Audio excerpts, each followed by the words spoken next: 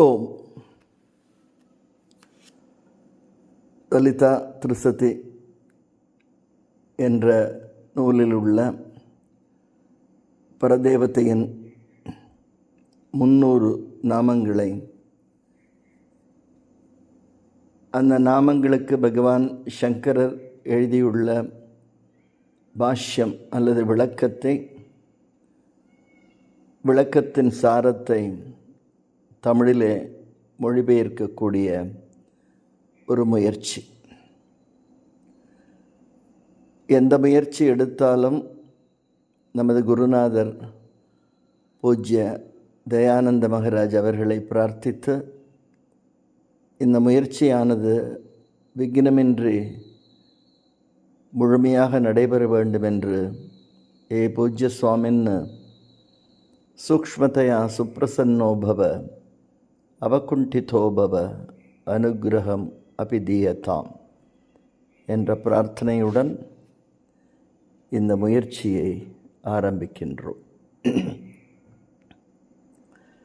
இந்த லலிதா திரிசதி என்பது அகஸ்திய பெருமான் தனது குருவான ஹயக்ரீவரை துதித்து அவருடைய ஆசையினால் மனத்தில் உதித்த 300 பரதேவதையின் பிரபாவங்களை நாமமாக லலிதா திரிசதி என்று அருளியுள்ளார்.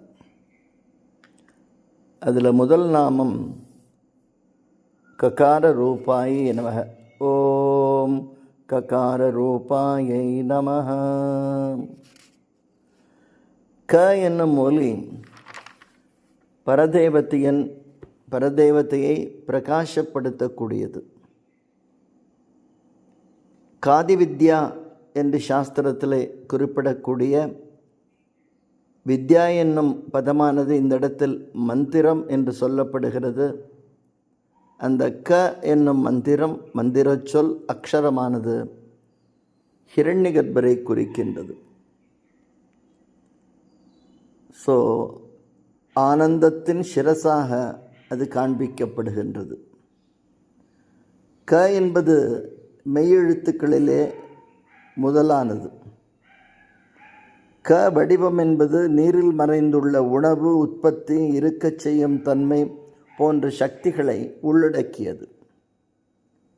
யோக சித்தாந்தத்திலே, குண்டலினி யோகத்திலே சிரசிலே உச்சந்தலையில் அமிர்தம் சுரக்கின்றது.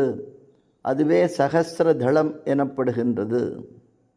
அதே போல சாந்தோக்கிய உபனிஷத்தில் உள்ள 4:10 மந்திரமானது க என்பது பிரம்மன் அமிர்த வடிவம் என குறிப்பிடப்படுகிறது. தஹராகாசம் என இதய குகையில் பிரம்மன் என கோடிட்டு கூறப்படுகிறது.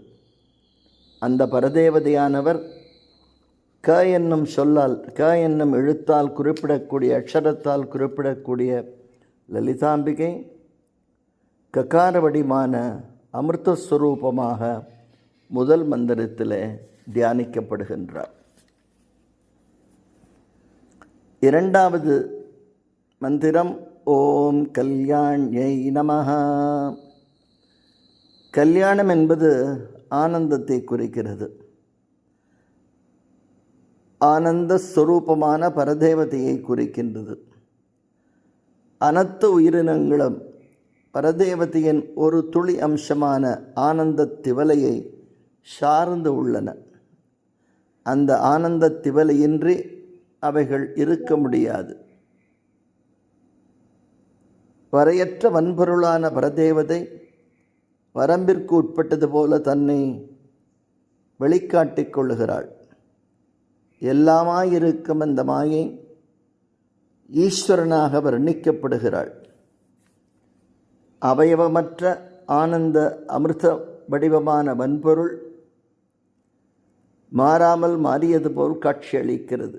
வடிவனைத்தும் அந்த வடிவற்ற வன்பொருளாய் பரதேவதை ஒளிர்ந்து கொண்டிருக்கிறாள் என கல்யாண்யை நமஹ, ஓம் கல்யாண்யை நமஹ என்று குறிப்பிடப்படுகிறாள்.